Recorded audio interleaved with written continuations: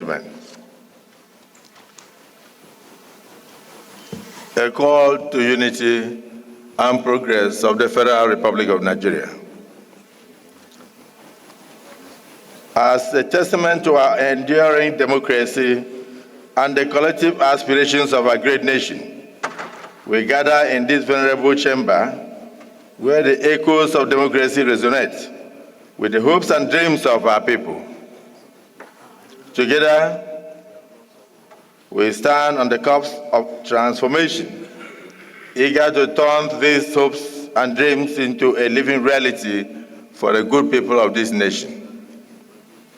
To put the bows and joints in turning these aspirations into tangible outcomes is our esteemed colleague, a member of the National Assembly, distinguished senator, an indomitable statesman, who today, by the grace of God, happens to be the first ambassador of the National Assembly to become the president and commander-in-chief of the armed forces of the Federal Republic of Nigeria, His Excellency Senator Bola Ahmed Tinubu, GCFR. So we welcome you.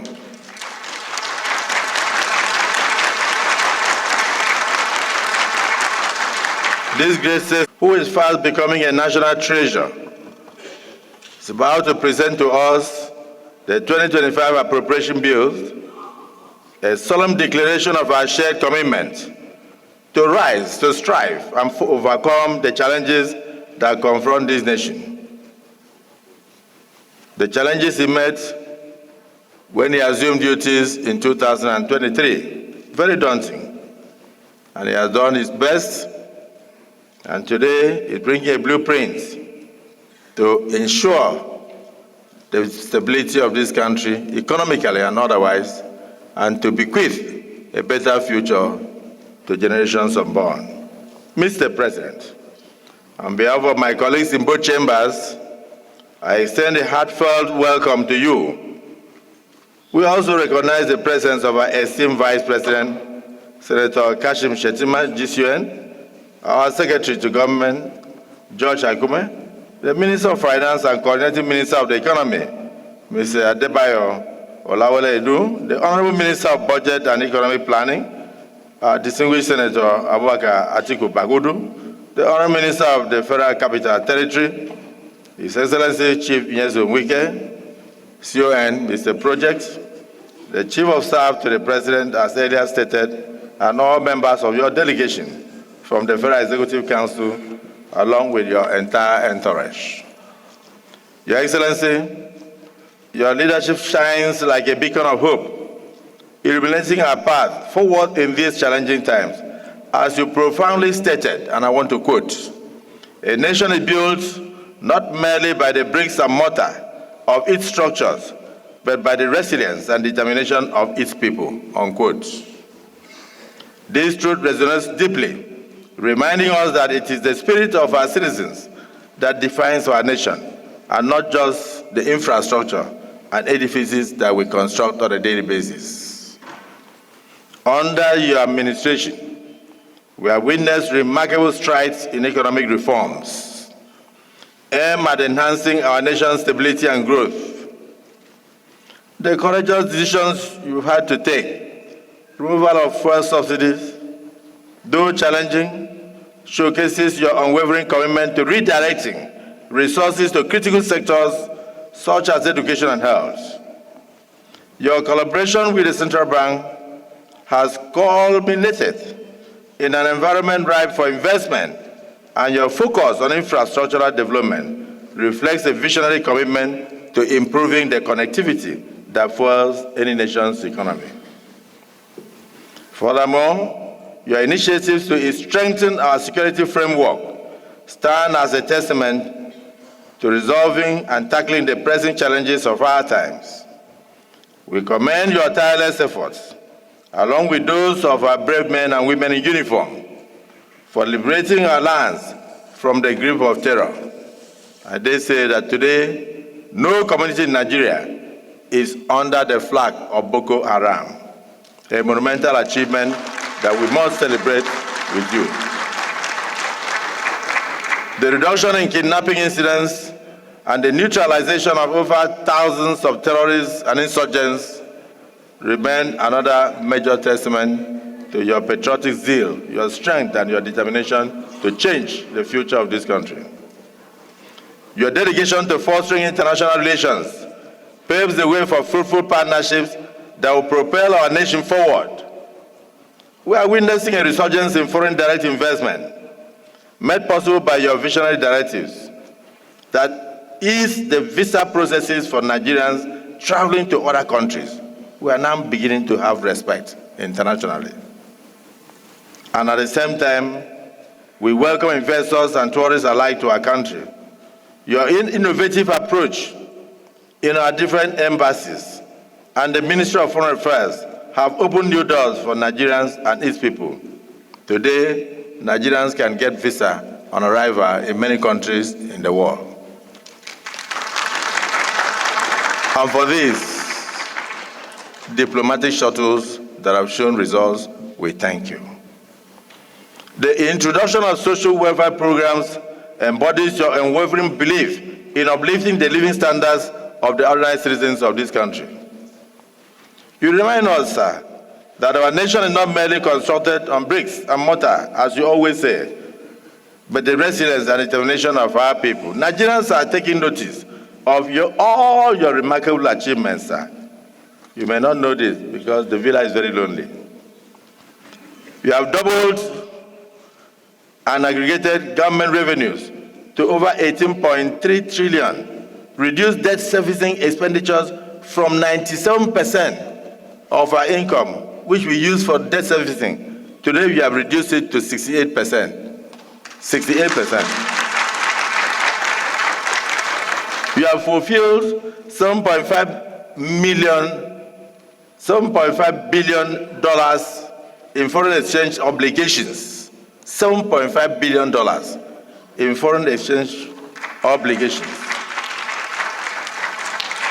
You have increased oil production to about 1.8 million barrels per day, something you met at 900. We have launched the compressed natural gas initiative in order to ensure clean energy for Nigerians and ease of movement across the country. Your administration has processed over 45.6 billion naira worth of student loans, something that we used to hear of in other countries.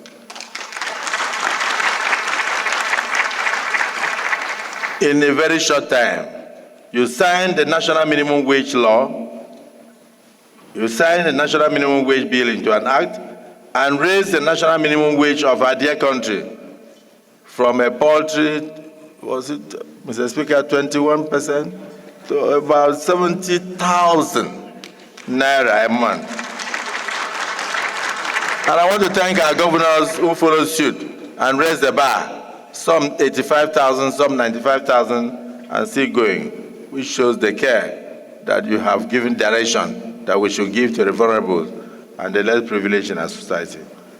All this while providing over 570 billion naira in financial support to the states of the Federation. And I do know that the governors in private will acknowledge that they've received a lot of initiatives from you in this direction. Mr. President, we commend you on your groundbreaking tax reform initiatives. Though misunderstood, though many have not even opened any page, but they are sitting on television and doing a lot of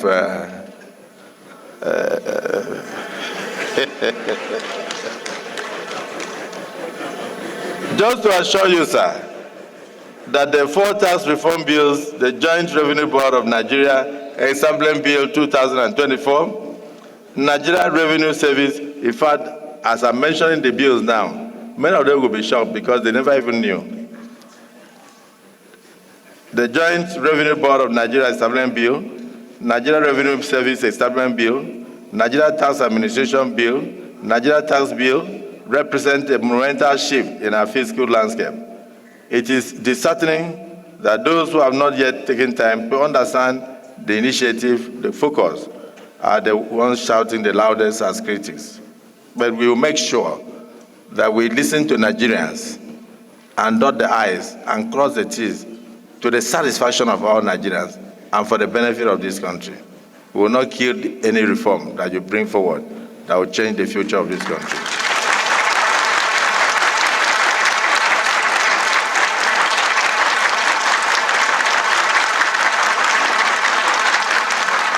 We cannot do the same thing over and over and expect a different result. And therefore, I urge all Nigerians, especially those in public offices, to engage with these vital reforms thoughtfully, very thoughtfully.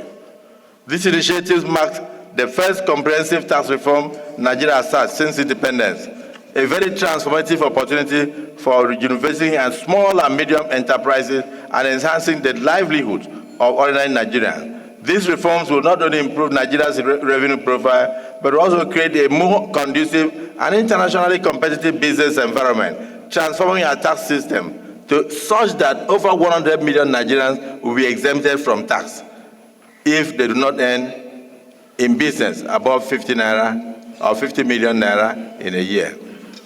Notably, your infrastructural renaissance has paved the way for many roads, including the coastal road, the crucial arteries in Abuja, capital city.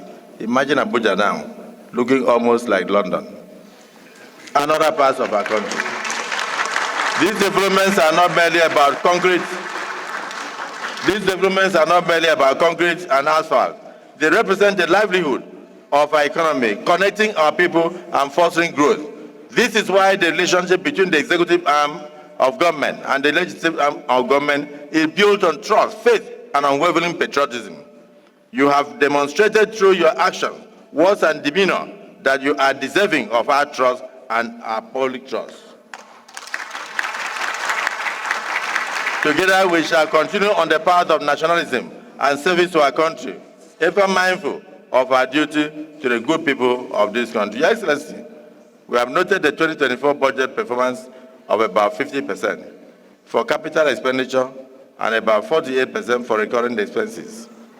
Given these great achievements, we have deemed it necessary to extend the lifespan of the 2024 budget to June 30th, 2025. The enabling law for this extension will soon be placed before you for your assent as a testament to our appreciation for the great performance of the budget, ensuring that we build on the momentum so far created.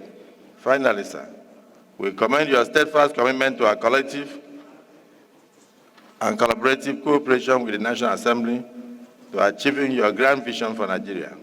Let me take this opportunity to stress the importance of the need for the honored ministers and heads of extra ministerial departments to respond promptly to requests from National Assembly whenever they are invited, particularly this period, to come and defend their sectoral allocations in the exercise of our legislative oversight. They should not see invitations as nuisance. They should know that any invitation is constitutional, and we also have constitutional powers to take further action where they refuse to appear.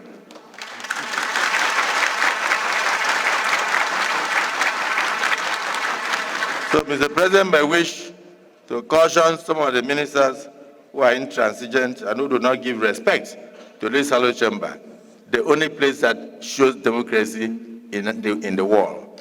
It is the National Assembly. So those who disregard invitations from National Assembly are not Democrats and therefore have no place in your government. We should submit, Mr. President.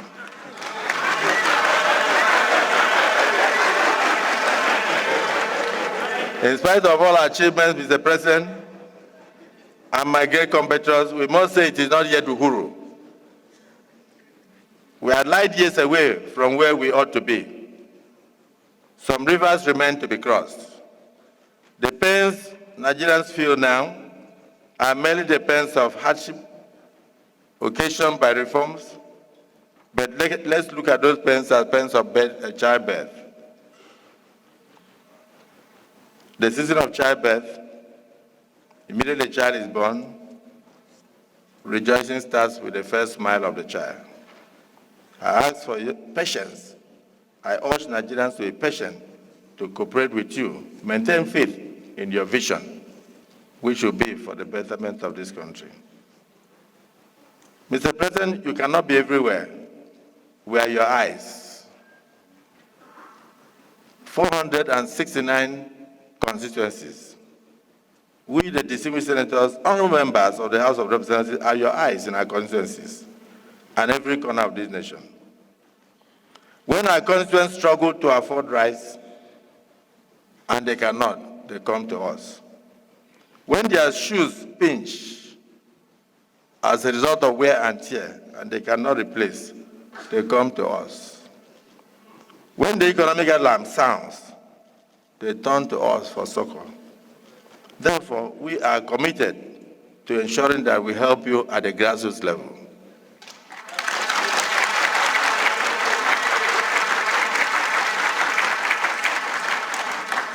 Let no one attempt to bring the counsel of Ahithophel to bear that constituency projects are scams. They are not. Those are the only things that Nigerians say in our various constituencies from the federal government of Nigeria.